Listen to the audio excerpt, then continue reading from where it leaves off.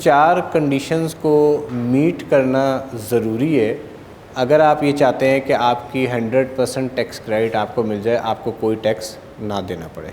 ठीक है, 80% प्रोसीड वाली बात आपने कहा कि वो मुकम्मल हो रही है, तो वो इस तरह से ठीक है। रिटर्न हैज़ बीन फाइल्ड, ये मैंडेटरी है। ठीक है, एनुअल टैक्स रिटर्न आपने फाइल करनी ही करनी है। विदहोल्डिंग स्टेटमेंट, अगर आप विदहोल्डिंग एजेंट हैं, मसलन जैसे मैंने कहा कि अगर आप एम्प्लॉयर हैं, आपने कोई एम्प्लॉयज़ रखे हुए हैं और उनकी सैलरी टैक्सेबल सैलरी है जिस पर टैक्स काटना ज़रूरी है, तो फिर उसकी विदहोल्डिंग स्टेटमेंट भी फ़ाइल करनी पड़ेगी।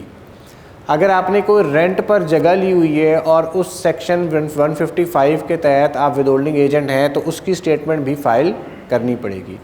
अगर आप कोई गुड्स सर्विसेज की पेमेंट करते हैं, मसलन आप लैपटॉप वगैरह ख़रीदते हैं, ठीक है, और आप उनकी परचेज़ के लिए विदहोल्डिंग एजेंट की डेफिनेशन में फॉल करते हैं, तो उसके ऊपर भी आपको विदहोल्डिंग स्टेटमेंट फ़ाइल करनी पड़ेगी। तो आप कहाँ कहाँ पर विदहोल्डिंग एजेंट हैं और कहाँ पर आपको स्टेटमेंट फ़ाइल करनी है, ये मुख्तलिफ़ लोगों के मुख्तलिफ़ सर्कमस्टांसेस हो सकते हैं, लेकिन जनरली मेरा ख्याल है कि 149 जो लेवल ऑफ इनकम आप बता रहे हैं, प्रोबेबली 149 एप्लीकेबल होगा। शायद एम्प्लॉयज़ ऐसे होंगे जिनकी तनख्वाह 50,000 रुपये पर मंथ से ज़्यादा होगी और उनके लिए आप विदहोल्डिंग एजेंट बन जाएंगे। अच्छा, कंपनी अगर हो बनाई हुई हो, तो कंपनी तो वैसे नील की भी मैंडेटरी है कंपनी को फ़ाइल करने। ठीक है, ये तो इंडिविजुअल्स है ना, कि इंडिविजुअल्स अगर हैं तो फिर फ़ाइल करनी है, वरना नहीं फ़ाइल करनी। तो ये सर्कमस्टेंसेस, इसलिए specific to your circumstances it is better कि आप अपने टैक्स एडवाइज़र को या किसी एडवाइज़र को अपने बताएं कि यार ये मैं चीज़ें हूँ और इन सेक्शंस को ज़रा मुझे चेक करके कंफर्म कर दें कि मैं यहाँ पर विदहोल्डिंग एजेंट हूँ या नहीं हूँ। इसी तरह सेल्स टैक्स रिटर्न फाइलिंग का मामला है। अब सेल्स टैक्स रिटर्न फाइलिंग का जो मामला है उसमें थोड़े से ना लॉ में एम्बिग्विटीज़ हैं उसके अंदर। अब जो एक इंफॉर्मेशन टेक्नोलॉजी सर्विसेज के हवाले से एक ये सेक्शन, अच्छा ये सेक्शन 154A लॉ में इंसर्ट कर दिया गया और 154A ये तमाम एक्सपोर्ट ऑफ सर्विसेज का है। तो कुछ लोगों के लिए ये बड़ी गुड न्यूज़ है, बड़ी अच्छी खबर है कि जितनी भी एक्सपोर्ट ऑफ सर्विसेज है, वो एक्सपोर्ट ऑफ सर्विसेज जो इसके अंदर फॉल करती है, वो एक्सपोर्ट ऑफ सर्विसेज अब फाइनल टैक्स रिजीम में आ गई। ठीक है, एक्सपोर्ट ऑफ सर्विसेज जो इस सेक्शन 154 के तहत है वो फाइनल टैक्स रिजीम में आ गई और उसके ऊपर 1% टैक्स बैंक काटेगा और वो final discharge of tax liability होगा, उसको कोई और टैक्स देने की ज़रूरत नहीं है। ठीक है, मसलन अगर मैं एक मिसाल लेता हूँ, हमारे अकाउंटेंट्स की सर्विसेज हैं, ऑडिट की सर्विसेज हैं, तो उसके ऊपर पहले हम नॉर्मल टैक्स देते थे, अब हम 1% FTR का टैक्स देंगे। इसके अंदर कौन कौन लोग फॉल करते हैं? इसके अंदर नंबर 1 पे है एक्सपोर्ट ऑफ कंप्यूटर सर्विसेज और IT सर्विसेज और IT enabled services in case tax credit under section 65F is not available. यानी ऐसे IT सर्विसेज वाले लोग जिनके ऊपर 100% टैक्स क्रेडिट नहीं मिल सकता, उनके ऊपर ये 1% अप्लाई होगा। अच्छा, अब यहाँ पर लॉ में तो ये लिख दिया गया, लेकिन अब प्रॉब्लम ये आया, बैंक को ये कैसे पता लगे कि भाई ये जो आप सर्विसेज दे रहे हैं ये IT की सर्विसेज हैं। तो बैंक तो क्या करता है, बैंक जो भी पैसे आते हैं उन पैसों के ऊपर 1% टैक्स काट लेता है। ठीक है, तो अब फिर इसमें ये ज़रूरी हो गया कि लोग एग्जेम्पशन सर्टिफिकेट अप्लाई करें, IT सर्विसेज वाले लोग, और बैंक को ये प्रूव करें कि हमारे पास तो 65F का टैक्स क्रेडिट अवेलेबल है, तो बराए मेहरबानी हमारा ये 1% टैक्स डिडक्शन ना की जाए। अच्छा, ये जो 65 बैंक के पास अब जब ये एग्जेम्पशन सर्टिफिकेट जो है वो देने का इख्तियार कमिश्नर के पास है, तो IT सेक्टर जो एक्सपोर्ट ऑफ सर्विस कर रहा है उसके लिए ये मैंडेटरी हुआ कि वो पहले कमिश्नर को अप्लाई करे कि भाई मेरे ऊपर सेक्शन 154 अप्लाई नहीं होता, मैं सेक्शन 65F में फॉल करता हूँ, 100% क्रेडिट वाले सेक्शन में फॉल करता हूँ, तो मेरा 154A का 1% टैक्स ना काटा जाए। अब इसमें एक प्रैक्टिकल या प्रोसीजरल फ्लॉ ये आ गया कि FBR के पोर्टल के ऊपर ये प्रोविज़न ही मौजूद नहीं थी कि आप 154A की एग्जेम्पशन ले सकें। तो अब ये फिर एक नया खेल शुरू हो गया। एफबीआर ने जो भी रेमिटेंसेस आ रही थी उन्होंने अपने टारगेट मीट करने थे, उन्होंने एग्जेम्पशन इनेबल ही नहीं की और इसका नतीजा ये हुआ कि पूरा जुलाई का महीना जो आईटी सर्विसेज वाले लोग थे उनकी एक्सपोर्ट के पैसों के ऊपर अक्सर के ऊपर टैक्स कटता रहा 1% के हिसाब से, और एफबीआर की कारकर्दगी का बेहतरीन मुजाहरा होता रहा, जिसके ऊपर प्राइम मिनिस्टर साहब ने एफबीआर को शाबाश भी दी कि आपने अपने टारगेट मीट कर लिए। ठीक, अच्छा, इसके ऊपर फिर आईटी सर्विस सेक्टर के ऊपर हमने इसके ऊपर स्ट्रेटजी ये की कि एक तो मैं जैसे आपको बताया कि मैं मिनिस्ट्री ऑफ आईटी और पाकिस्तान सॉफ्टवेयर एक्सपोर्ट बोर्ड के साथ इंगेज रहा हूँ, अभी भी इंगेज था। तो इस सिलसिले में हमने मीटिंग्स की, we met with the finance minister और पाशा के चेयरमैन जो है वो प्राइम मिनिस्टर से भी मिले और वहाँ पर उन्होंने इस मामले को उठाया कि भाई ये 1% आईटी सेक्टर का टैक्स कट रहा है, आप टारगेट्स दे रहे हैं कि आईटी सेक्टर अपनी एक्सपोर्ट्स को डबल करे और दूसरी तरफ ये 1% टैक्स रिडक्शन हो रही है, तो ये एक ज़्यादती हो रही है। तो एक तो ये, दूसरे हमने स्ट्रेटजी ये की कि हमने मैनुअल एप्लीकेशंस फ़ाइल की। मैनुअल एप्लीकेशंस फ़ाइल करने के बाद हमने जब कुछ टाइम गुजरा और उस मैनुअल एप्लीकेशन के ऊपर कोई फ़ैसला नहीं हुआ, हमने अपने क्लाइंट्स को ये एडवाइस किया और मैनुअल फ़ैसला नहीं हुआ तो वन ऑफ द क्लाइंट्स हम उनको हाई कोर्ट में ले गए। तो वो क्लाइंट हमारे हाई कोर्ट में चले गए, हाई कोर्ट में जाके हियरिंग हुई और अभी मेरे पास मैसेज आया, आज उनका एग्जेम्पशन सर्टिफिकेट इशू हो गया है। 154A का एग्जेम्पशन सर्टिफिकेट आज उनको फाइनली इशू हो गया है। जिस दिन हियरिंग हुई थी उस दिन एफबीआर ने नेक्स्ट डे, इत्तफाक से जिस दिन हमारी हियरिंग हुई उस दिन पाशा चेयरमैन की प्राइम मिनिस्टर के साथ भी मीटिंग हुई थी, कोर्ट ने भी कहा और प्राइम मिनिस्टर से भी इंस्ट्रक्शंस हुई और नेक्स्ट डे एफबीआर ने 154A को इनेबल कर दिया पोर्टल के अंदर। और उस इनेबल करने के बाद कल हमारी हाई कोर्ट में सेकंड हियरिंग हुई उसी केस की और हाई कोर्ट ने एफबीआर के जो ऑफिसर्स थे उनको बुलाया, चीफ जस्टिस अतर मिल्ला साहब ने, और काफ़ी उनको इस बात पर मैं अल्फाज इस्तेमाल करूं कि सख्ती से कहा कि ये आप लोग क्या कर रहे हैं, आप इन एप्लीकेशंस का फ़ैसला क्यों नहीं कर रहे। तो कल रात को हमारा एग्जेम्पशन सर्टिफिकेट इशू हो गया जो मेरे पास आज आ गया है। अभी बस मैं बैठा हुआ था तो मेरे पास एग्जेम्पशन सर्टिफिकेट का व्हाट्सएप आ गया। तो अब ये 154A की एग्जेम्पशन जो है आईटी सेक्टर अप्लाई कर सकता है, क्लेम कर सकता है। ऑनलाइन अप्लाई करें और उस ऑनलाइन एप्लीकेशन के ऊपर इंशाल्लाह ताला आपको एग्जेम्पशन सर्टिफिकेट मिलेगा, फिर आपकी 1% टैक्स डिडक्शन नहीं होगी।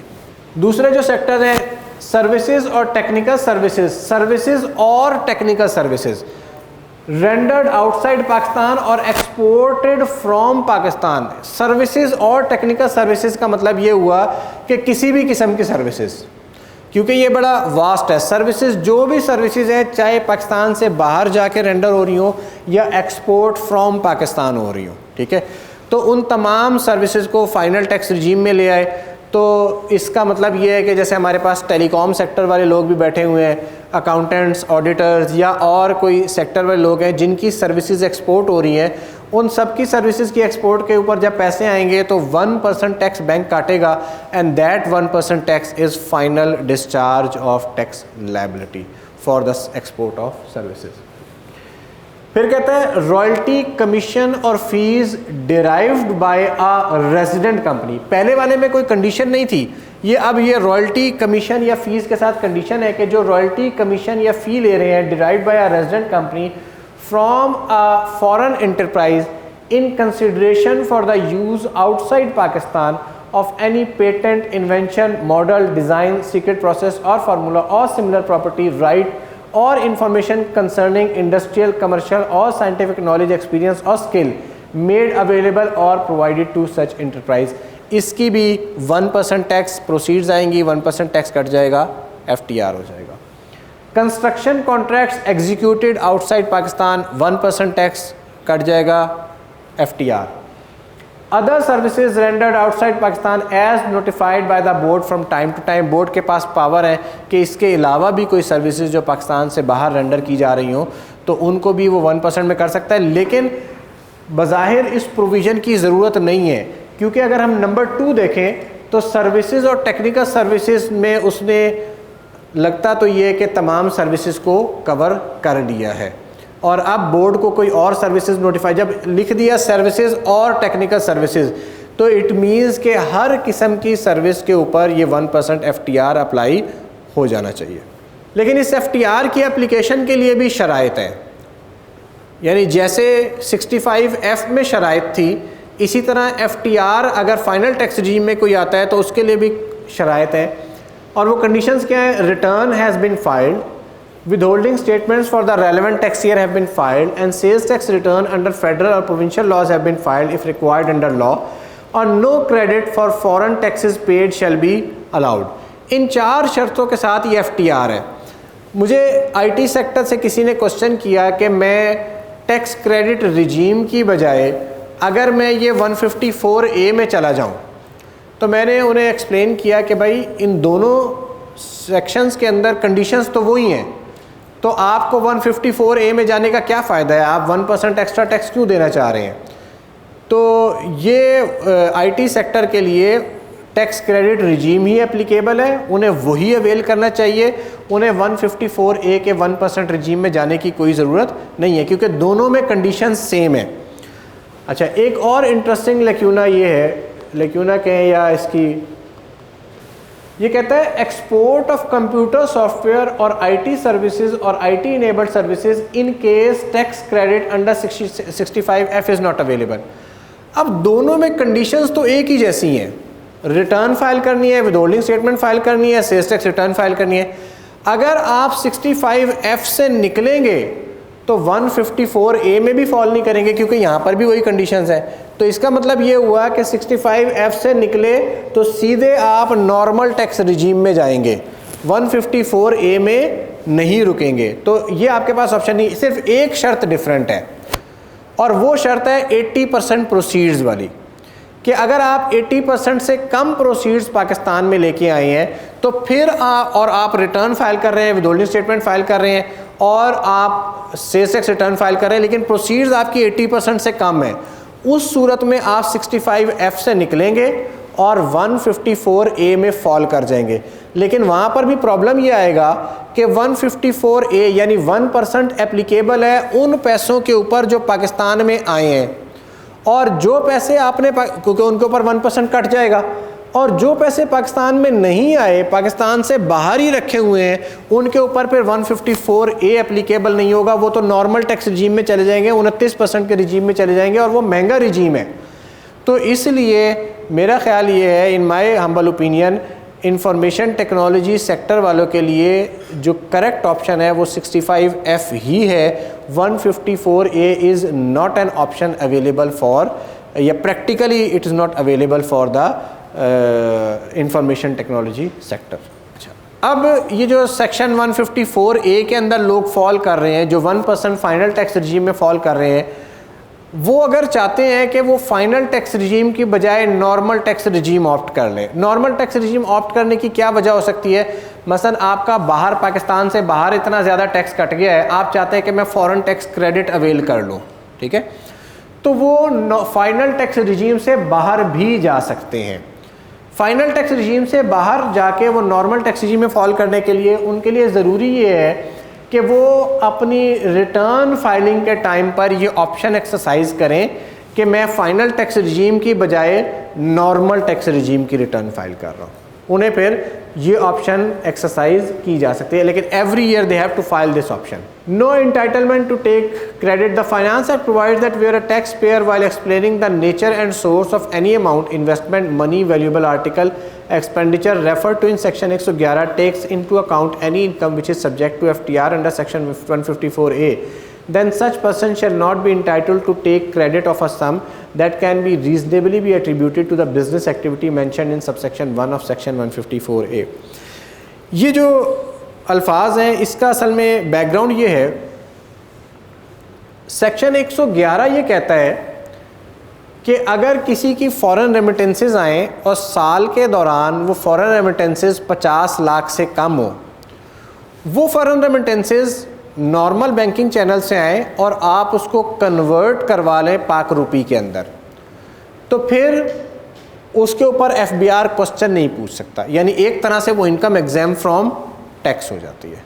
ठीक, यहाँ पर अब होता ये था कि कई लोग जिनकी इनकम 5 मिलियन से कम है, जो 5 मिलियन से कम पैसे आ रहे हैं, और वो उस इनकम के ऊपर टैक्स नहीं देना चाहते, तो वो सेक्शन 111 की अम्ब्रेला में चले जाते थे और कहते थे बस ये हमारे PRCs आ गए हैं, प्रोसीजराइजेशन सर्टिफिकेट है, ये ले लें और मैं इसके ऊपर आपको 111 की इम्यूनिटी क्लेम कर रहा हूँ, मैं आपको इसका सोर्स नहीं बताता। अब उन्होंने ये कह दिया कि अगर किसी की ये जो सोर्स ऑफ इनकम है ये 154A या एक्सपोर्ट ऑफ सर्विसेज से आ रही है, तो वो 111 की इम्यूनिटी अवेल नहीं कर सकता, 111 की एग्जेम्पशन अवेल नहीं कर सकता। तो 154A का 1% टैक्स उसको देना पड़ेगा। टेलीकॉम सेक्टर में एक इम्पॉर्टेंट चेंज जो है, मेजर चेंज तो यही है कि एक तो हमने अभी बात की एक्सपोर्ट ऑफ सर्विसेज के हवाले से, एक ये है कि इंडस्ट्रियल अंडरटेकिंग की डेफिनेशन में शामिल कर दिया है। तो इंडस्ट्रियल अंडरटेकिंग की डेफिनेशन में शामिल करने के नतीजे में आपको प्रॉबेबली वो जो 148 की मिनिमम टैक्स वाली प्रोविजंस अप्लाई होती थी उनसे आपको कुछ बचत हो सकेगी, लेकिन ये इंडस्ट्रियल अंडरटेकिंग का कुछ साइड इफ़ेक्ट्स भी हो सकते हैं, उनको भी देखना ज़रूरी है। WWF, WPPF और इस हवाले से इसको टेलीकॉम सेक्टर को भी एक्सप्लोर करने की ज़रूरत है कि ये इंडस्ट्रियल अंडरटेकिंग में जाने का फ़ायदा है या नुकसान है, क्योंकि 148 तो रीवैम्प हो गया, तो ये एफ़र्ट तो बहुत अरसे से हो रही थी, लेकिन इसके ऊपर मेरा ख्याल है थोड़ी सी अभी फर्दर इन्वेस्टिगेट करने की ज़रूरत है। NTC नेशनल, ये स्पेसिफिक टू NTC है कि उनको exemption from tax withholding दे दी है। फिर ये कहता है कि the provisions of section 153(1)(a) shall with effect from the first day of July 2020 not apply to distributors, dealers, wholesalers and retailers of locally manufactured mobile devices as withholding agent. जो mobile devices locally manufacture हो रही हैं उनके ऊपर withholding tax की application ख़त्म कर दी गई है। ऑयल एंड गैस सेक्टर में एक बड़ी इंपॉर्टेंट चेंज आई है कि ऑयल एंड गैस सेक्टर को डेप्रिसिएशन मिलती थी 100% डेप्रिसिएशन बिलो ग्राउंड इंस्टॉलेशंस के ऊपर, वो विड्रॉ हो गई है और एक एग्जेम्पशन आ गई है रिफाइनरी के ऊपर जो इन सर्टन कंडीशंस को मीट करती है, तो फिर एग्जेम्पशन अवेल कर सकती है। लेकिन still since there are no people relating to oil and gas sector, तो मैं इसे स्किप करता हूँ। बिलो ग्राउंड इंस्टॉलेशन जो है 100% डेप्रिसिएशन मिलती थी बिलो ग्राउंड इंस्टॉलेशन के ऊपर, ये विड्रॉ कर लिए। हाउएवर क्या ये विड्रॉल आपके लिए एप्लीकेबल है या नहीं है, इसमें एक इम्पॉर्टेंट क्वेश्चन ये है कि 5th शेड्यूल और आपका PCA जो है ना वो ओवरराइड करता है इन प्रोविजंस के ऊपर। तो ये जो चेंज आई है, इस चेंज के ऊपर you can challenge this change कि ये आपकी एंटिटी पर एप्लीकेबल नहीं है अगर आपका PCA पुराना है तो ये अभी एक चैलेंजेबल पोजीशन है, आर्ग्यूबल पोजीशन है कि ये जो विड्रॉ हुआ है ये आपके लिए विड्रॉ नहीं हुआ, नए लोगों के लिए सिर्फ विड्रॉ हुआ है। Non profit organisation, development sector के लोग हमारे पास यहाँ पे काफ़ी सारे मौजूद हैं, तो जो डेवलपमेंट सेक्टर में काम करने वाले हैं उनके लिए काफ़ी सारी चेंजेस हैं। ये चेंजेस भी पहले आ गई थी, अब इन्होंने पूरा सेक्शन 100C जो है रीवैम्प कर दिया, बेसिकली क्लैरिफिकेशन कर दिया इस सेक्शन के अंदर। पहले बहुत सारी एम्बिग्विटीज़ थी, वो एम्बिग्विटीज़ अब किसी हद तक ख़त्म हो गई हैं, दूर हो गई हैं। चैरिटेबल डोनेशंस, एक तो अच्छा ये जो पहली एक चेंज है कि scope of tax credit under section 61 has been extended to include voluntary contribution और subscription provided to the institutions referred to in section 61। ये तो एक क्लैरिकल या एक क्लैरिफिकेशन टाइप की चेंज है। जो इम्पोर्टेंट चेंज है जो सिर्फ और सिर्फ डेवलपमेंट सेक्टर से रिलेटेड नहीं है, बाकी लोगों से, इंडिविजुअल से, AOPs से और कंपनीज से भी रिलेट करती है, वो ये कि previously donations provided to organisations listed in clause 61 part 1 second schedule were allowed as a deduction against income. पहले ये होता था कि क्लॉज 61 में कुछ इदारों की लिस्ट दी गई है, मसलन उसमें शौकत खानम है, इंडस हॉस्पिटल है और मुख्तलिफ इदारे हैं। उन इदारों को जब आप डोनेशन देते थे तो आप क्या करते थे कि वो इनकम में से माइनस हो जाता था, यानी अगर आपकी इनकम 10 लाख रुपया है, आपने शौकत खानम को या इंडस हॉस्पिटल को या इस किस्म के और जो इदारे जिनका नाम लिखा हुआ है, गवर्नमेंट के किसी अस्पताल को आपने डोनेशन दी, फर्ज किया 50,000 रुपये, तो अब आपको 10 लाख पर टैक्स नहीं देना होता था, 50,000 माइनस करेंगे, जो 9.5 लाख की इनकम होगी उसके ऊपर आपको टैक्स देना होता था। अब उन्होंने ये चेंज कर दिया, उन्होंने कहा ये इनकम में से ये फिगर अब आप माइनस नहीं कर सकते, बल्कि इसके ऊपर अब आपको टैक्स क्रेडिट मिलेगा। इसके ऊपर आपको क्या मिलेगा? टैक्स क्रेडिट मिलेगा। टैक्स क्रेडिट की कैलकुलेशन का एक फार्मूला है, वो सेक्शन 61 में दिया हुआ है, वो एवरेज रेट ऑफ टैक्स से मल्टीप्लाई करते हैं। यानी अब डिडक्शन फ्रॉम इनकम नहीं होगी, टैक्स लाइबिलिटी रिड्यूस हो सकती है एक सर्टन फार्मूले के तहत, तो थोड़ा सा ये जो इसका प्रैक्टिकल इम्पैक्ट है वो कम हो गया इन डोनेशंस को देने का। सेक्शन 100C को रिवैम्प कर दिया। इसमें चेंज कोई नहीं है, जो लोग पहले एलिजिबल थे 100C के क्रेडिट के लिए अब भी वही लोग एलिजिबल हैं, लेकिन पहले एम्बिग्विटीज़ थी, अब उसको लिखा इस तरह से गया है कि वो एम्बिग्विटीज़ एक तरह से कोशिश की गई है कि वो एम्बिग्विटीज़ ख़त्म हो जाए, क्लैरिटी आ जाए लॉ के अंदर। तो इन्होंने किया ये कि पहले इन्होंने एक लिस्ट बना दी कि person eligible for tax credit कौन है, क्योंकि ये भी एक इख्तलाफ होता था कि आप टैक्स क्रेडिट के लिए एलिजिबल भी हैं या नहीं है। तो persons eligible for tax credit में person specified in table 2 of clause 66 of part 1 of the second schedule to this ordinance. जिन लोगों का नाम क्लॉज 66 के पार्ट 2 में लिखा हुआ है वो तमाम के तमाम एलिजिबल हैं 100% टैक्स क्रेडिट के लिए। क्लॉज 66 जो है उसके 2 पार्ट्स हैं। पहले पार्ट में उन तमाम एंटिटीज़ की लिस्ट दी गई है जिनकी एग्जेम्पशन है, यानी जिनकी इनकम के ऊपर कोई टैक्स नहीं है, और क्लॉज 66 के पार्ट 2 में उन एंटिटीज़ के नाम दिए गए हैं जिनको 100% क्रेडिट के लिए एलिजिबिलिटी फ़राहम की गई है। जैसे उसमें नेशनल रूरल सपोर्ट प्रोग्राम है, NRSP है और इस किस्म के इदारे हैं।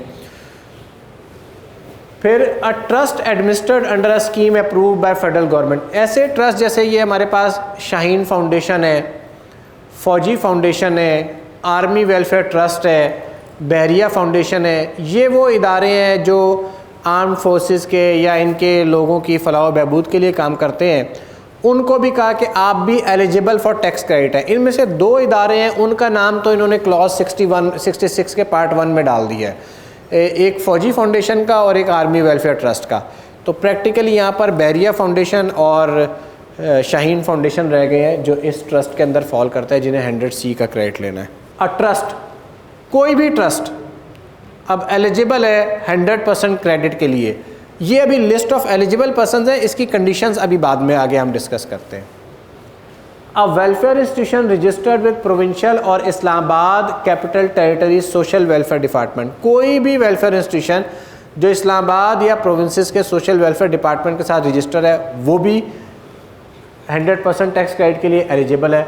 सेक्शन 42 की not for profit company, welfare society, वक्फ, यूनिवर्सिटी, हमारे पास national university of management sciences से लोग हैं, तो अ यूनिवर्सिटी और education institution being run by a non profit organization existing solely for educational purposes and not for the purposes of profit. इसके आगे मैंने एक लफ्ज़ लिखा हुआ है any income.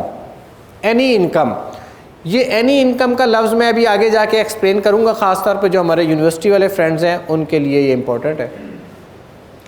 A religious or charitable institution for the benefit of public registered under any law for the time being in force and international non-government organization INGOs approved by the federal government। तो ये वो list है जिसको एक तरह से पूरा complete list बना दी गई। पहले ये इस तरह से लिस्ट नहीं दी गई थी 100C के अंदर, अब ये एक लिस्ट है और इस लिस्ट में आलमोस्ट हर इदारा कवर कर लिया गया है और उनकी एग्जेम्पशन अब यहाँ पर उस तरह से अवेलेबल है, लेकिन सब्जेक्ट टू कंडीशंस हैं। कंडीशन से पहले अभी ये मैंने अल्फाज यूज़ किए थे एनी इनकम के, लेकिन पहले एक लिस्ट दी गई है कि कौन कौन सी इनकम जो टैक्स क्रेडिट के लिए एलिजिबल है। पहले थे persons eligible for tax credit, अब उन लोगों की कौन सी इनकम जो है जिसके ऊपर टैक्स क्रेडिट मिलेगा। जो इनकम उनको डोनेशंस, वॉलंटरी कंट्रीब्यूशन, सब्सक्रिप्शन से आ रही है, हाउस प्रॉपर्टी से जो इनकम आ रही है, फेडरल गवर्नमेंट की सिक्योरिटीज़ में इन्वेस्टमेंट से जो इनकम आ रही है, बैंकों में या माइक्रो फाइनेंस बैंक में जो सेविंग अकाउंट में प्रॉफिट ऑन डेट आ रहा है, ग्रांट जो federal government, post provincial government, local government या फॉरेन गवर्नमेंट से आ रही है, और कोई भी ऐसी इनकम जो बिजनेस इनकम के तौर पर आ रही है लेकिन बिजनेस इनकम की प्रोपोर्शनेट एग्जेम्पशन मिलती है। तो ये लिस्ट ऑफ इनकम है जिसके ऊपर टैक्स क्रेडिट मिलेगा नॉन प्रॉफिट ऑर्गेनाइजेशंस को। तो पहले person eligible for tax credit, फिर वो इनकम जिसके ऊपर टैक्स क्रेडिट मिलता है। लेकिन जो यूनिवर्सिटी है उसके लिए मैंने लिखा है एनी इनकम। यूनिवर्सिटी की हर किस्म की इनकम के ऊपर टैक्स क्रेडिट मिलेगा। इसी तरह ये जो जिन लोगों का नाम क्लॉज 66 टेबल 2 के अंदर है, उन लोगों को भी हर किस्म की इनकम के ऊपर टैक्स क्रेडिट मिलेगा, और जो बाकी लोग हैं उनको सिर्फ इस इनकम के ऊपर टैक्स क्रेडिट मिलेगा। कंडीशंस क्या हैं? अच्छा, अब ये कंडीशंस बहुत सख्त हैं। ये कंडीशंस सख्त हैं नॉन प्रॉफिट ऑर्गेनाइजेशंस के लिए, और ये ऐसी कंडीशंस आईटी सेक्टर के लिए भी आई थी, लेकिन आईटी सेक्टर ने, जैसे मैंने कहा, कि नेगोशिएट किया गवर्नमेंट के साथ, और इन कंडीशंस को आईटी सेक्टर ने नॉर्मलाइज किया, रिड्यूस किया। तो डेवलपमेंट सेक्टर में जो काम करने वाली ऑर्गेनाइजेशंस हैं, और मेरी अंडरस्टैंडिंग ये है कि अभी जो एक PHF है, पाकिस्तान ह्यूमैनिटेरियन फाउंडेशन, उसके प्लेटफॉर्म से दे आर लुकिंग फॉरवर्ड कि वो इस किस्म की कोई एक्टिविटी करे और डेवलपमेंट सेक्टर के लिए भी कुछ टैक्स क्रेडिट रिजीम को सॉफन करने की कोशिश करें। कंडीशंस क्या है? पहली कंडीशन तो आसान है, रिटर्न हैज़ बिन फाइल्ड। लेकिन जो दूसरी कंडीशन है, सबसे ज़्यादा प्रॉब्लम इस दूसरी कंडीशन का है। Tax required to be deducted और कलेक्टेड हैज़ बिन डिडक्टेड और कलेक्टेड एंड पेड। ये बहुत सख्त कंडीशन है, क्योंकि टैक्स कलेक्शन और डिडक्शन के अंदर एरर भी हो सकता है। टैक्स डिडक्शन और कलेक्शन के अंदर FBR से इख्तलाफ भी हो सकता है। मसलन आप कहते हैं कि एक रेट के ऊपर होना चाहिए, FBR कहता है नहीं दूसरा रेट होना चाहिए। और हमने ये इनवेरिएबली देखा है कि जब सेक्शन 161 की प्रोसीडिंग्स होती हैं, विदहोल्डिंग की प्रोसीडिंग्स होती हैं, तो FBR कोई ना कोई डिमांड्स क्रिएट करता है। तो डिमांड्स क्रिएट करने का मतलब ये है कि अगर आपने tax required to be collected and deducted properly, तो वहाँ पे एक सज़ा तो वो मिलेगी, दूसरी ये मिलेगी कि हो सकता है आपको आपकी इनकम के ऊपर 100% टैक्स क्रेडिट भी ना मिले, जो कि एक सख्त सज़ा है। तो इसको सॉफन करने की ज़रूरत है। विदहोल्डिंग टैक्स स्टेटमेंट फ़ाइल करनी है। विदहोल्डिंग स्टेटमेंट फ़ाइल करना तो खैर इतना प्रॉब्लम नहीं है, टैक्स काट रहे हैं तो वो फाइलिंग भी आप कर सकते हैं। उसके बाद the administrative and management expenditure does not exceed 15% of the total receipts. Admin और मैनेजमेंट एक्सपेंसेस टोटल रिसीट्स के 15% से ज़्यादा नहीं होना चाहिए। पुरानी कंडीशन है। ये सारी कंडीशंस पहले भी एग्जिस्ट कर रही थी, लेकिन मैं सिर्फ ये आइडेंटिफाई कर रहा हूँ कि जो सेकंड कंडीशन है ये सख्त है। अच्छा, ये जो चौथी कंडीशन है, this do not apply to NPO if charitable and welfare activities और non profit organization have commenced for the first time within the last 3 years, or total receipts of the non-profit organization during the tax year are less than 100 million rupees। यानी जो admin expenses की शर्त है, ये नई NPOs के ऊपर, जो नई नॉन प्रॉफिट ऑर्गेनाइजेशंस है जिन्होंने अभी इस सेक्टर में काम करना शुरू किया है, ये उनके ऊपर अप्लाई नहीं होता। या ऐसी NPO जिनका एनुअल टोटल रिसीट्स जो है साल के दौरान 100 मिलियन से कम है, उन नॉन प्रॉफिट ऑर्गेनाइजेशंस के ऊपर भी ये एडमिनिस्ट्रेटिव एक्सपेंसेस वाली शर्त अप्लाई नहीं होती। अप्रूवल ऑफ कमिश्नर मैंडेटरी है। ये जो अप्रूवल ऑफ कमिश्नर है, उन लोगों का जिनका नाम टेबल 2 ऑफ पार्ट 1 क्लॉज 66 में लिखा हुआ है, उनके लिए ये अप्रूवल जुलाई 1, 2022 से अप्लाई हो रही है। अभी इमीडिएटली एप्लीकेशन नहीं हो रही, लेकिन बाकी जितने भी नॉन प्रॉफिट ऑर्गेनाइजेशन है, जैसे हमारे पास यहाँ पे कुछ लोग मौजूद हैं, राइट टू प्ले के हैं और मुख्तलिफ इदारों के, उनके लिए ये 236 अप्रूवल मैंडेटरी है। और अगर ये 236 की अप्रूवल नहीं मौजूद होगी तो उनकी इनकम टैक्सेबल होगी। और फिर ये कि कोई प्राइवेट बेनिफिट नहीं होना चाहिए, statement of voluntary contribution submit करनी है। ये कंडीशंस हैं जो प्रोसीजर नेचर की हैं, इनको भी मीट करना ज़रूरी है। फिर 100C के अंदर एक और प्रोविज़न है, ये भी पुरानी प्रोविज़न है, लेकिन चूँकि सेक्शन रिवैम्प हुआ है तो इसीलिए मैं एक्सप्लेन कर रहा हूँ कि अगर कोई सरप्लस फंड्स हैं तो सरप्लस फंड्स के ऊपर 10% से हिसाब से टैक्स भी लिया जाएगा, लेकिन सरप्लस फंड्स में रिस्ट्रिक्टेड फंड्स शामिल नहीं होते। यूजुअली नॉन प्रॉफिट ऑर्गेनाइजेशंस के अंदर ज़्यादातर फंड्स जो हैं वो रिस्ट्रिक्टेड फंड्स होते हैं, रिस्ट्रिक्टेड ग्रांट्स होती हैं। किसी रिस्ट्रिक्टेड ग्रांट्स ऐसी ग्रांट्स जो किसी खास प्रोजेक्ट के लिए आइडेंटिफाइड हो, उन ग्रांट्स को रिस्ट्रिक्टेड ग्रांट्स कहा जाता है, और उनके ऊपर ये सरप्लस फंड्स वाली प्रोविज़न अप्लाई नहीं होती। नॉन रेजिडेंट एक्सपैट्रिएट्स, आप लोगों के कोई रिलेटिव्स हैं जो पाकिस्तान से बाहर हैं और तमाम नॉन रेजिडेंट पर्सनस हैं, ये बेसिकली प्रोविजंस उनके लिए एक रिलीफ दिया है सेक्शन 79 में। अच्छा, होता ये है कि ये सेक्शंस जब कोई एसेट्स ट्रांसफ़र होते हैं, जब कोई एसेट्स ट्रांसफ़र होते हैं, इनहेरिटेंस ट्रांसफ़र होती है, गिफ्ट ट्रांसफ़र होते हैं, तो उस सूरत में जब इनहेरिटेंस या गिफ्ट ट्रांसफ़र होते हैं तो उसके ऊपर कोई टैक्स नहीं होता, जिसको मिलने वाले के ऊपर भी टैक्स नहीं होता, और जो गिफ्ट ट्रांसफ़र करने वाला है उसके लिए भी कोई गेन लॉस रिकग्नाइज नहीं होता। लेकिन नॉन रेजिडेंट पर्सन के लिए ये था कि अगर उसको कोई गिफ्ट जा रहा है तो उसको गिफ्ट जाने के ऊपर गेन लॉस रिकग्नाइज होता था और उसके ऊपर टैक्स लग सकता था।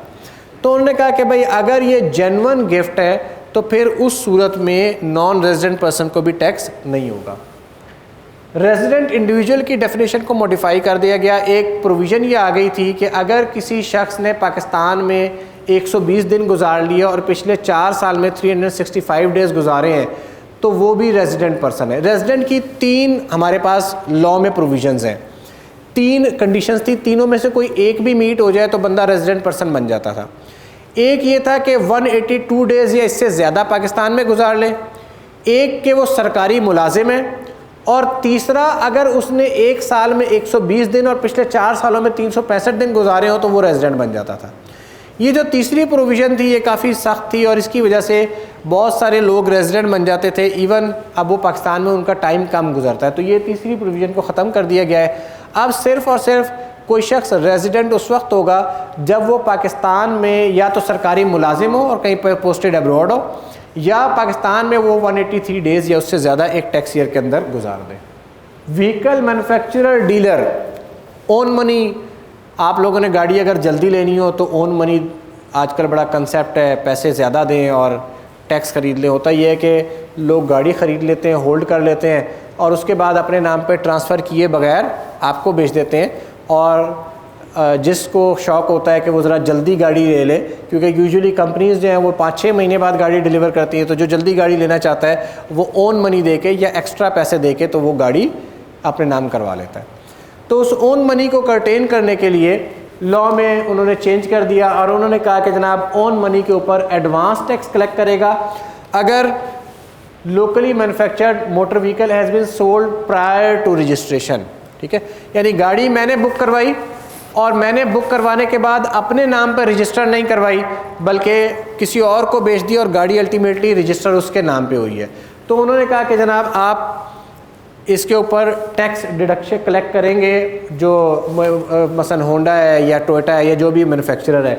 इसके लिए page number 6 of rate card पे आप चले जाएं। पेज नंबर 6 के एंड पर ये रेट्स रेड कलर में आइडेंटिफाई किए गए हैं। ठीक है, तो अगर इंजन कैपेसिटी 1000 सीसी है तो 50,000 रुपये टैक्स कलेक्ट होगा, 1000 सीसी से 2000 सीसी के दरमियान है तो 1 लाख रुपए का टैक्स कलेक्ट होगा, और इंजन कैपेसिटी 2000 सीसी से ज़्यादा है तो 2 लाख रुपए का टैक्स कलेक्ट होगा। तो ये ओन मनी के साथ साथ ये टैक्स भी देना पड़ेगा। तो अगर आपने गाड़ी जल्दी लेनी है तो और भी महंगी होगी, अदरवाइज़ जो कंपनी 4-5 महीने में डिलीवर करती है उस डिलीवरी के ऊपर कनात करें और इंतज़ार करें। अच्छा, एक ये प्रोविज़न आई है कि अगर आप जैसे कंपनीज़ हैं, कंपनीज़ ने गाड़ी ख़रीदनी होती है, बाज़ औक़ात यूज्ड व्हीकल ख़रीदना है और अपने एम्प्लॉयज़ के लिए ख़रीदना है या किसी भी शख्स के लिए ख़रीदना है। अब तो कंपनी को क्या करना होता था, अगर वो यूज्ड व्हीकल भी ख़रीद रही है तो उसे सेक्शन 153 के तहत विद होल्डिंग करनी पड़ती थी। अब ये इन्होंने ख़त्म कर दिया। अगर कोई company used vehicle general public से ख़रीदती है, अगर कोई company used vehicle general public से ख़रीदती है तो उसे अब सेक्शन 153 का टैक्स काटने की ज़रूरत नहीं है, विद होल्डिंग करने की ज़रूरत नहीं है। क्लॉज 56 अमेंड कर दी गई है और उसमें 148 इंपोर्ट का टैक्सेस है। एडवांस टैक्स जो सेक्शन 148 का कलेक्ट होता है, अब वो मोटर व्हीकल्स जो 1000 सीसी की मोटर व्हीकल्स CBU कंडीशन में इंपोर्ट हो रही हैं उनके ऊपर 148 का एडवांस टैक्स कलेक्ट नहीं होगा। Importer, wholesaler, dealer, section 236G और सेक्शन 236H के तहत डिस्ट्रीब्यूटर, डीलर और होलसेलर से टैक्स कलेक्ट होते हैं। अब इन दोनों सेक्शंस के अंदर ऐड कर दिए गए हैं further sections, pharmaceutical, poultry, animal feed, edible oil, घी, auto parts, tyres, varnishes, chemicals, cosmetics, IT equipments. इन तमाम लोगों के ऊपर रेट टैक्स कलेक्ट होगा 236G और 236H का। अगर आपने रेट चेक करने हैं तो page number 8 of rate card पे गिवन है, वहाँ से आप रेट इसके चेक कर सकते हैं। रेट में चेंज नहीं है, सिर्फ सेक्टर्स ऐड कर दिए गए हैं। फिर शुगर, सीमेंट और एडिबल ऑयल्स जो शुगर, सीमेंट और एडिबल ऑयल के डीलर्स थे उनके ऊपर विदहोल्डिंग टैक्स का रेट कम था और बाकी डीलर्स और डिस्ट्रीब्यूटर्स के ऊपर ज़्यादा था। अब इन्होंने सबको बराबर कर दिया, काफ़ी सारे और भी। अब FMCG, फर्टिलाइज़र, इलेक्ट्रॉनिक्स फर्टिलाइज़र वाले भी कोई हमारे पास यहाँ मौजूद थे। तो फर्टिलाइज़र के जो डीलर्स हैं, इलेक्ट्रॉनिक्स एक्सक्लूडिंग मोबाइल फ़ोन्स, इनके ऊपर अगर वो एक्टिव टैक्स पेयर लिस्ट में फॉल करते हैं सेल्स टैक्स की और इनकम टैक्स की, तो इनका जो विदहोल्डिंग का रेट है वो 0.25% हो गया है और जो इनका मिनिमम टैक्स का रेट है वो भी 0.25% हो गया। ये 24C और 24D। Small and medium enterprise, ये एक नई प्रोविज़न है और जो लोग मैन्युफैक्चरिंग में काम कर रहे हैं या मैन्युफैक्चरिंग में काम करना चाहते हैं और as a small and medium enterprise काम कर रहे हैं या as a small and medium enterprise काम करना चाहते हैं, उनके लिए बहुत रिड्यूस रेट का एक बड़ा रिजीम लेके आए हैं जो बड़ा अट्रैक्टिव रिजीम है स्मॉल एंड मीडियम एंटरप्राइजेस के लिए which are working in the manufacturing sector. तो पहले SME is a person who is engage in manufacturing, यानी SME के लिए सर्विस सेक्टर वाले इसके लिए एलिजिबल नहीं है, ट्रेडिंग वाले इसके लिए एलिजिबल नहीं है। It is only for manufacturers. और इस business turnover in a tax year does not exceed 250 million rupees. Business turnover 250 million से कम है और अगर जिस साल में उसका बिजनेस टर्नओवर 250 मिलियन से ज़्यादा हो जाएगा उसके बाद वो SME की डेफिनेशन से परमानेंटली आउट हो जाएगा, अगले साल वापस नहीं आ सकता। तो 250 मिलियन तक जिनका टर्नओवर है सिर्फ वो लोग SME के अंदर फॉल करते हैं और उनके लिए रिजीम क्या है, उन्होंने करना ये है कि they have to register. SME ने रजिस्टर होना है FBR के पास, IRS वेब पोर्टल के थ्रू या SMEDA small and medium enterprise development authority के पास रजिस्टर हो जाए एज एन SME। उस SME में फिर 2 कैटेगरीज फर्दर बनाई गई हैं। एक वो SME जिसका बिजनेस टर्नओवर 100 मिलियन से कम है और एक वो जिसका 100 मिलियन से 250 मिलियन के दरमियान है। जिसका 100 मिलियन से कम है उसका टैक्स रेट सिर्फ 7.5% ऑफ टैक्सेबल इनकम है और जिसका टर्नओवर जो है वो 250 मिलियन तक है उसका सिर्फ 15% ऑफ टैक्सेबल इनकम है, which is very reduced as compare to normal tax regime जो कि 6 मिलियन और उससे ऊपर 35% या उसके डिफरेंट रेट्स एप्लीकेबल होने शुरू हो जाते हैं। फिर इनको एक ऑप्शन दे दी कि आप फाइनल टैक्स रिजीम के लिए भी ऑप्ट कर सकते हैं स्मॉल एंड मीडियम एंटरप्राइजेस को। और फाइनल टैक्स रिजीम में ऑप्ट करने के लिए उन्होंने कहा अगर 100 मिलियन तक है तो सिर्फ 0.25% ऑफ ग्रॉस टर्नओवर आप पे करें और आप फाइनल टैक्स रिजीम में जा सकते हैं। और जो 100 मिलियन से 250 मिलियन के दौरान है वो सिर्फ 0.50% पे करेंगे, 0.5% पे करेंगे और ऑफ द टर्नओवर और वो फाइनल टैक्स रिजीम में जा सकते हैं। तो उनके पास ये फाइनल टैक्स रिजीम की भी ऑप्शन है और अगर किसी ने ये ऑप्शन एक्सरसाइज की तो वो 3 साल तक एक तो इसको रिवोक नहीं कर सकता और इसका फ़ायदा ये है कि इनके ऊपर ऑडिट की प्रोविजंस भी अप्लाई नहीं होंगी। इनको सेक्शन 177 के तहत कमिश्नर भी ऑडिट में सेलेक्ट नहीं कर सकता, 214C के तहत पैरामेट्रिक बैलेटिंग में भी ये ऑडिट के लिए सिलेक्ट नहीं होंगे। तो जो भी कर सकते हैं वो कर सकते हैं इसके अंदर टैक्सेबल इनकम, FTR। लेकिन जो नॉर्मल टैक्स रिजीम में होंगे उनको पैरामेट्रिक बैलेटिंग में सिलेक्ट किया जा सकता है और इनकी एक्सपोर्ट्स, अगर कोई SME एक्सपोर्ट में इन्वॉल्व है तो यूजुअली एक्सपोर्ट ऑफ गुड्स के ऊपर 1% टैक्स होता है। इनकी एक्सपोर्ट के ऊपर भी यही रेट लगेंगे 0.25% या 0.5%। इनके ऊपर सेक्शन 113 का मिनिमम टैक्स भी एप्लीकेबल नहीं है और इनकी कोई टैक्स विदहोल्डिंग भी नहीं होगी, उसके लिए इन्हें एग्जेम्पशन सर्टिफिकेट लेना पड़ेगा। तो ये एक स्मॉल मैन्युफैक्चरर्स के लिए काफ़ी ल्यूक्रेटिव रिजीम है, काफ़ी लो टैक्स रिड्यूस टैक्स का रिजीम है। अस्सलाम वालेकुम, ज़ुहैब फ्रॉम ओरिएंट एक्सप्रेस। मैंने सवाल पूछना था 154A के हवाले से। करंटली हमारी इंटरनेशनल टर्मिनेशन की रेमिटेंसेस बाहर से आती हैं और उसके ऊपर 154A जब अप्लाई होगा तो हाँ, एक्चुअल विद होल्डिंग जब स्टार्ट होगी तो उसके ऊपर क्या कहते हैं, जो नॉर्मल टैक्स रजीम है उसको क्या कहते हैं, उसके अंदर फिर हम कैलकुलेशन भी नहीं करेंगे और उसको ऑप्ट कैसे करेंगे ऑनलाइन रिटर्न के अंदर? फाइनल टैक्स रजीम को ऑप्ट करने की ज़रूरत नहीं है। फाइनल टैक्स रजीम तो एप्लीकेबल है। You can opt out of final tax regime but you are not required to opt in to final tax regime. ठीक है, जो अल्फाज उसमें लिखे गए हैं वो ये लिखे गए हैं कि फाइनल टैक्स रजीम एप्लीकेबल है इन तमाम लोगों के ऊपर, but they can opt out of normal final tax regime. ठीक हो गया। अच्छा, तो आप करना सिंपली ये है कि आप ऑप्शन के लिए कोई लेटर, कोई इंटीमेशन देने की ज़रूरत नहीं है। आपने सिंपली जाके अपनी रिटर्न फाइल करनी है। उस रिटर्न के अंदर आपने अपने 154A के टैक्सेस जो आपके कटे हुए हैं वो रिफ्लेक्ट करेंगे और उनको आप रिटर्न जमा करवा देंगे। अच्छा, एक चीज़ इसमें अगरचे आपके क्वेश्चन में शायद उस तरह से एड्रेस नहीं है, लेकिन मैं क्लैरिफाई करना चाहता हूँ कि पहले ये होता था कि जो फाइनल टैक्स रजीम वाले लोग हैं उन्होंने सिर्फ एक स्टेटमेंट सबमिट करते थे जिसे सेक्शन 115 सबसेक्शन 4 की स्टेटमेंट कहते थे। उसमें ग्रॉस रेवेन्यू लिखते थे और ग्रॉस रेवेन्यू के against tax deducted at source की अमाउंट लिखी और कुछ और लिखने की ज़रूरत नहीं होती थी। अब वो सेक्शन 115(4) की स्टेटमेंट फाइल नहीं करनी, बल्कि उन्होंने क्या करना है, अपनी पूरी नॉर्मल टैक्स रिटर्न के मुताबिक अपना पूरा प्रॉफिट एंड लॉस वहाँ पर दिखाना है। और अगर आप रिटर्न फाइलिंग में जाएँ तो 3 कॉलम्स होते हैं। पहला कॉलम होता है जिसमें तमाम फिगर्स लिखते हैं, दूसरा कॉलम है जिसमें एग्जाम फाइनल टैक्स रजीम वाली सारी इनकम आती है। आपने पहला भी कॉलम फिल करना है, दूसरा भी कॉलम फिल करना है। ये दोनों कॉलम फिल करेंगे तो आपकी जो नॉर्मल टैक्स रजीम है वो सिस्टम ऑटोमेटिक ज़ीरो कर देगा। उसके बाद आप जो फाइनल टैक्स रजीम वाले वहाँ पर एक टैब दिया हुआ है, वहाँ पर जाके अपनी ग्रॉस रिसीट्स और उसकी फिगर लिखेंगे एंड दैट्स इट।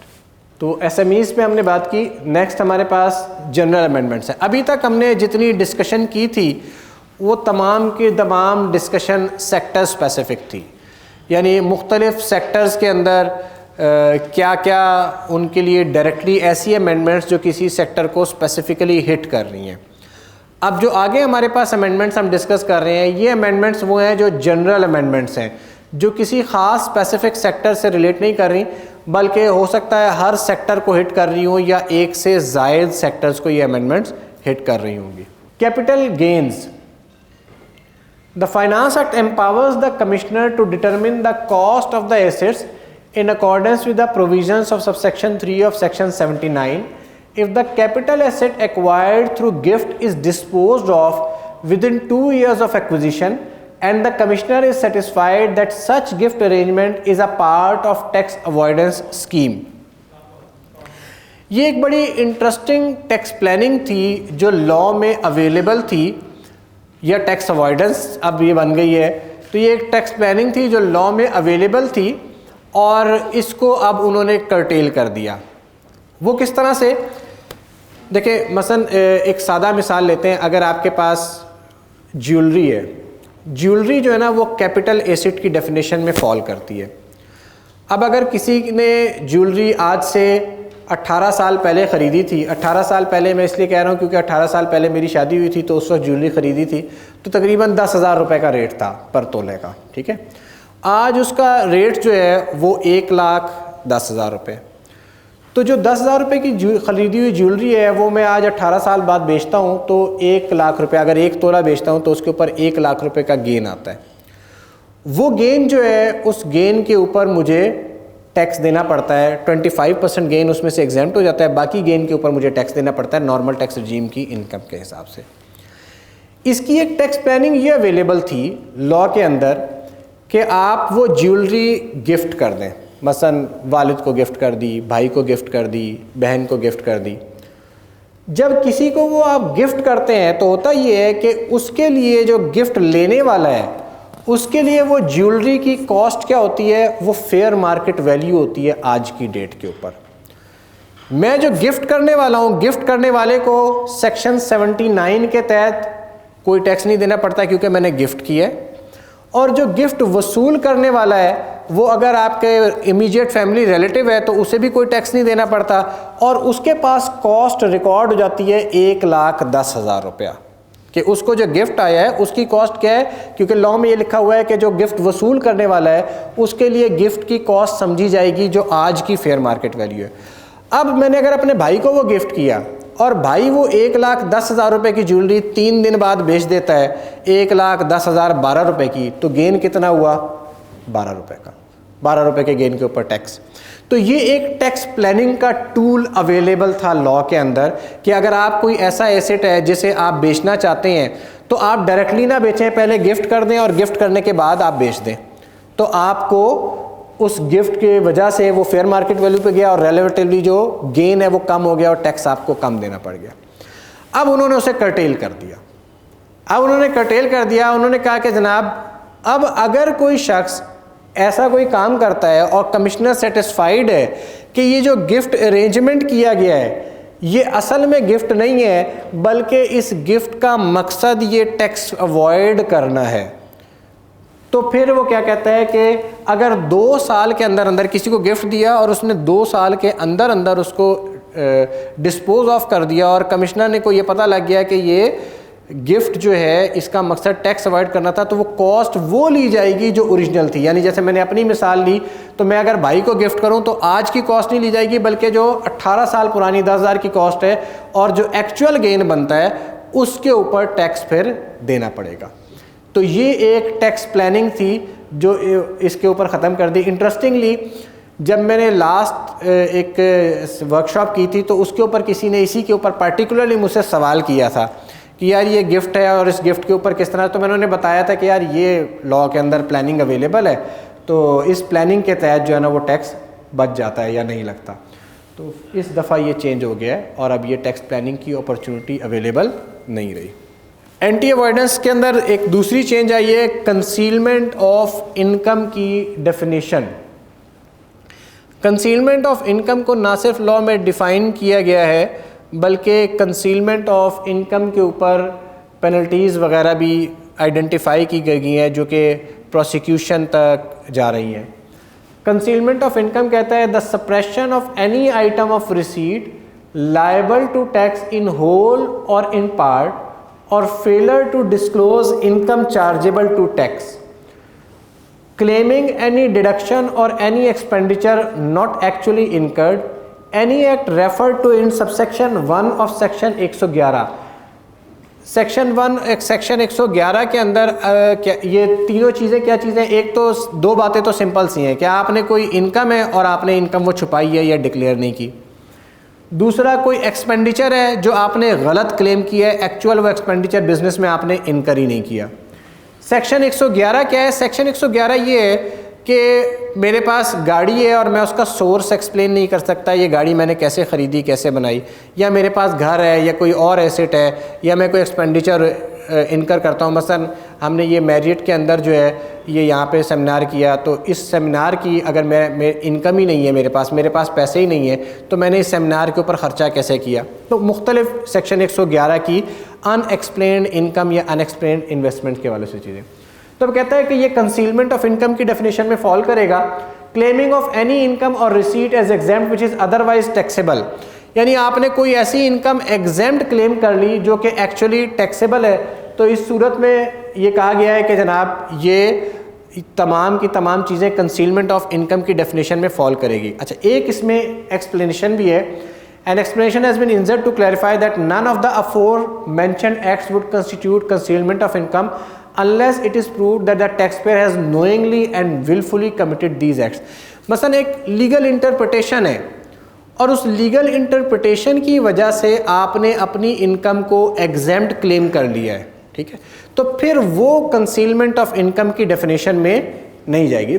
यानी आपके पास अगर एक रीजनेबली आर्ग्यूबल पोजीशन है और you can prove in the court of law के इस रीजनेबली आर्ग्यूबल पोजीशन की वजह से ये चीज़ें आ रही हैं, तो फिर आपके ऊपर कंसीलमेंट ऑफ इनकम का एलिगेशन नहीं लगाया जाएगा। पिनल कंसिक्वेंसेस क्या हैं? एक तो एग्रीड असेसमेंट नहीं हो सकती 122D के अंदर।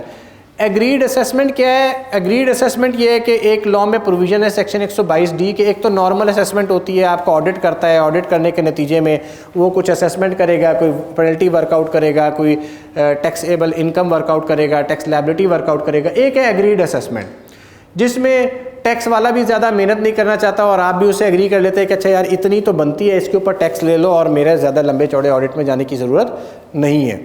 तो अगर टैक्स वाला भी एग्री कर ले, उसकी ऑब्वियसली 122D की लंबी चौड़ी प्रोविजन है, लेकिन वो आज का हमारा टॉपिक नहीं है। तो एग्रीड असेसमेंट, अगर कोई शख्स कंसीलमेंट ऑफ इनकम में मुलविस पाया गया तो उसके पास एग्रीड असेसमेंट की अपॉर्चुनिटी अवेलेबल नहीं है। दूसरा, prosecution and arrest under section 203B in case of concealment of more than 100 million for filer और ₹25 मिलियन प्लस नॉन फाइलर। यानी कंसीलमेंट ऑफ इनकम अगर 100 मिलियन से ज़्यादा की है और फाइलर ने की है तो उसे अरेस्ट भी किया जा सकता है, और अगर नॉन फाइलर है तो 25 मिलियन से जैसी फिगर ऊपर जाएगी तो उसे अरेस्ट किया जा सकता है। इससे नीचे की कंसीलमेंट कर लें तो फिर कम से कम अरेस्ट नहीं करेंगे, बाकी कंसिक्वेंसेस पिनल कंसिक्वेंसेस अप्लाई होंगे। अनएक्सप्लेन्ड इनकम और इन्वेस्टमेंट्स।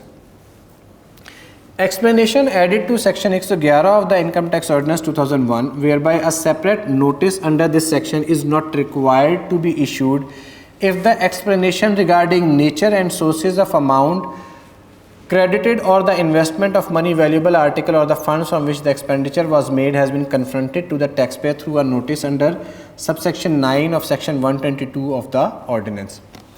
एक्चुअली हुआ ये था कि हाई कोर्ट ने डिसीजन दिया बहुत सारे कुछ केसेस के अंदर, और हाई कोर्ट और उसको डिसीजन को ट्राइब्यूनल में भी कई केसेस में फॉलो किया गया, और ये कहा गया कि सेक्शन 111 के लिए एक सेपरेट नोटिस देना ज़रूरी है।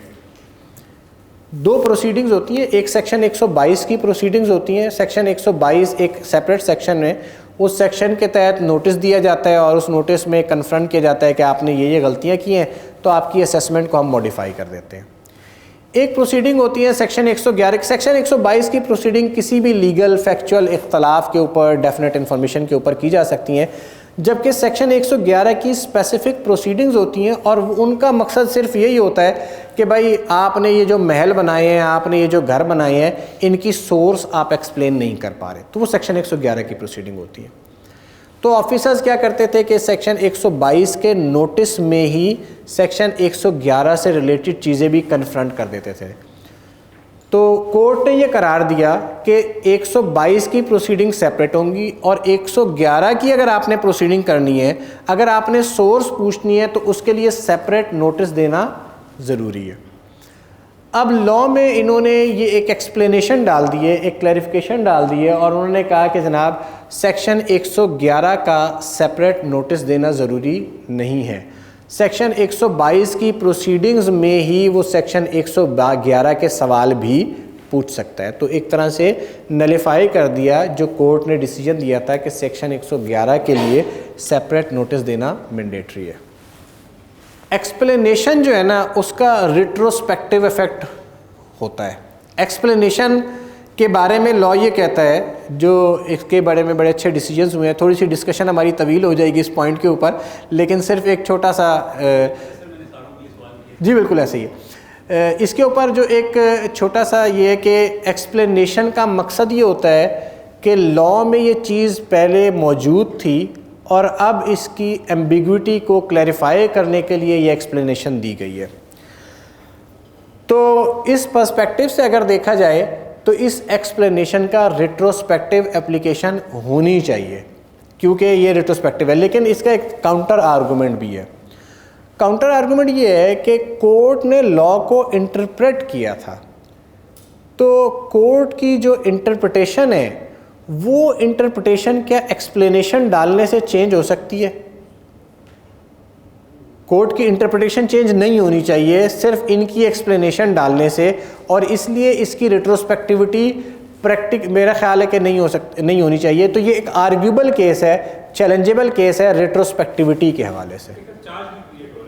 जी बिल्कुल, चार्ज क्रिएट हो रहा है, और जो डिसीजन था एक रिट्रोस्पेक्टिविटी के हवाले से, एक मेरा ख्याल शायद जमील साहब का बड़ी डिटेल डिसीजन उन्होंने दिया जिसमें उन्होंने ये एक्सप्लेन किया कि कब रिट्रोस्पेक्टिव हो सकता है या कब नहीं हो सकता, लेकिन फिर वो डिस्कशन ना हमारी थोड़ी सी ज़्यादा आउट ऑफ कॉन्टेक्स्ट हो जाएगी।